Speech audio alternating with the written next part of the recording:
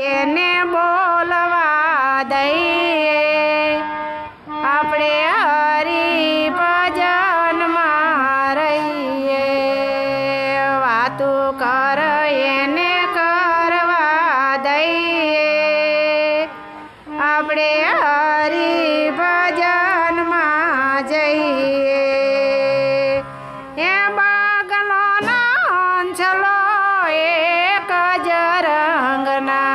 બાગલો નાંચલો એક જ રંગના હંસપણું જો જાણવું હોય તો આપણે મોતીડાનો ચારો